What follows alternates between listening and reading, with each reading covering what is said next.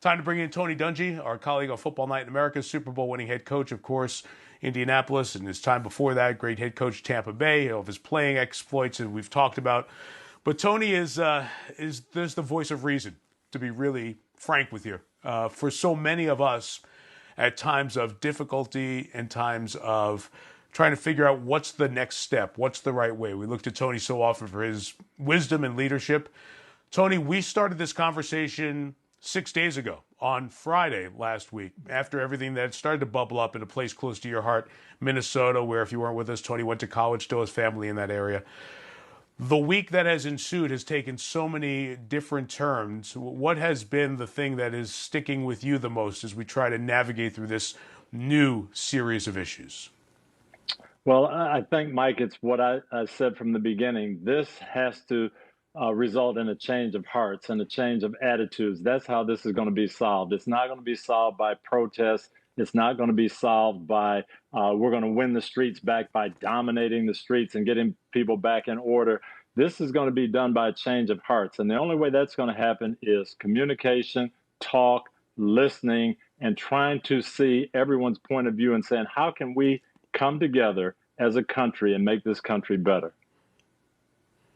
And I want to get to some of the maybe how do we do that questions in a little bit. But let's deal with maybe one of the first examples of how we do that and how we educate and inform and also listen at the same time. Full candor, Drew Brees is a friend. He's one of my favorite people I've covered in the NFL over the years, and a lot of folks have said that. Drew made some comments that were on TV yesterday and has since followed that up with a very lengthy apology on Instagram. I'm going to play you the comments, show you the reply from Drew this morning, and then Tony and I will discuss it. Here are the comments from Drew Brees yesterday. I will never agree with anybody disrespecting the flag of the United States of America or our country. Let me just tell you what I see or what I feel when the national anthem is played and when I look at the flag of the United States. I envision my two grandfathers who fought for this country during World War II, one in the Army and one in the Marine Corps, both risking their lives to protect our country and to try to make our country and this world a better place. So every time I stand with my hand over my heart, looking at that flag and singing the national anthem, that's what I think about. And in many cases, it brings me to tears, thinking about all that has been sacrificed, not just those in the military, but for that matter, those throughout the civil rights movements of the 60s, and everyone and all that has been endured by so many people up until this point. And is everything right with our country right now? No, it's not. We still have a long way to go. But I think what you do by standing there and showing respect to the flag with your hand over your heart is it shows unity. It shows that we are all in this together. We can all do better, and that we are all part of the solution. And obviously, as many of you have heard from teammates to LeBron James to others, a lot came back at Drew with negative responses to those comments. Drew responded to that early this morning with an apology to teammates, City of New Orleans, Black community, NFL. Went on to talk about missing the mark, comments being insensitive, not an accurate representation of what's in his heart or his character, and that he vows to be a part of real policy change and an impact that will have going forward on so many people, and how he's sick about the way his comments were perceived yesterday, but takes full responsibility and accountability. Tony, let me just get your reaction to Drew's words and then his response to those words this morning. Well, as we said, we have to listen. And one of the things that I'm struck by, that's the first time I've heard the whole quote. And all I heard for many, many hours was just the first part. I disagree with anyone who kneels for the national anthem. So hearing the whole thing, I feel differently about it. And I'm a friend of Drew Brees as well. And I would love to have a conversation with Drew, and I think I will, and explain to him why I see it as proper. And I think a little differently when people kneel. But we've got to be careful. We don't let this whole thing get going in another direction. And we may disagree. Drew and I may disagree about whether to kneel for the national anthem or stand with my hand over my heart. but we agree on what has to change, and we agree on what we have to do to make our country better. And so we can't be afraid to say what's on our mind. We can't be afraid to listen and disagree and have a civil conversation and move forward. Yes, I'm sure Drew feels like he could have said it a lot differently, and he did apologize for that. And I respect that. And as a Christian, I think that's what we're supposed to do. We're supposed to accept apologies when they're given from the heart. And I believe this was from the heart. And I'm glad that you pointed this out, Tony, because it was the same way I felt as our group prepared for the show today and played the lengthy soundbite. There were things in there that you hear that you don't hear in the responses from folks. Because Drew started by saying what I say and what I feel when the national anthem. He also mentions the civil rights protests of the 60s. This is not defending that Drew was in a space where, one, some of us disagree with him. He's not going to find a lot of the people in his locker room who agree with where his thoughts ended up. But there were parts of that that were said that make sense, that he was completely detached from when people were being critical. And the whole point is exactly what you just said. Nobody wants to listen. Everybody wants to take the soundbite and run with it as if they now have a piece that they can put on their side of the argument. And that's what's not going to get us any deeper in understanding. Where's the value, Tony, right now for all of us as individuals on every side of the issue? And this is not just the race issue. This is economic strife. This is cities. This is everything.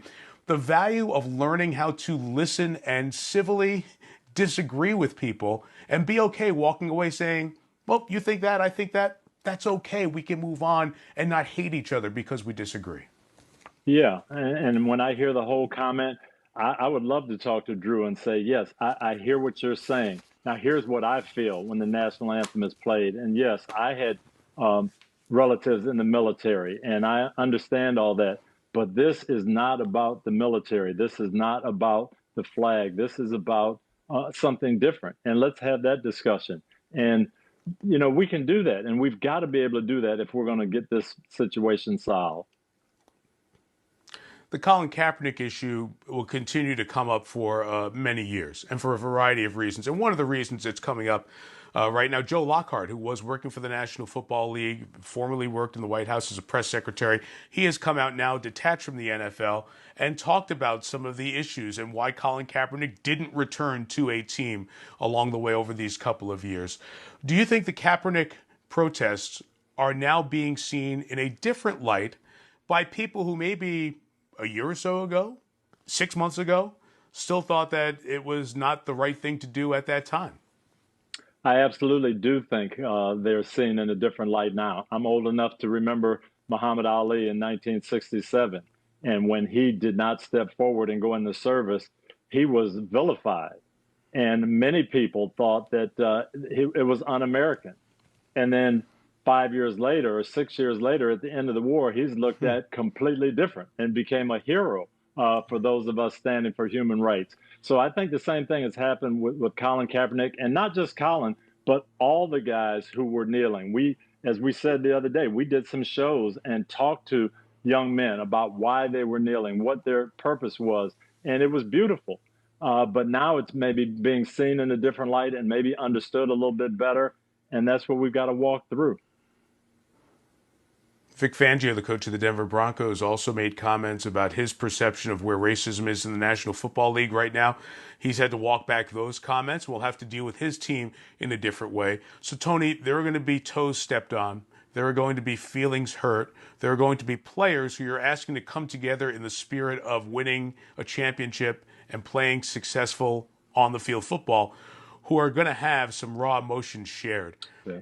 How do coaches go about dealing with fractures in their locker room at a time like this, considering what the fracture is going to be because of the race issue? You know, I've talked to probably 25 coaches during the last week. Everybody is on these Zoom calls now. They're talking to their team. They're having meetings. Probably the last 3 days, nobody is discussing X's and O's. Nobody's talking about off-season program. This is what they're talking about. And it has to be this way. And these coaches are saying, men, we've got to stay together. We can't fracture. We can't let this fracture us. There are going to be different feelings. There's going to be different ways of approaching this. But we're all on the same page. We want to see America better. We want to see the cities that we live in better.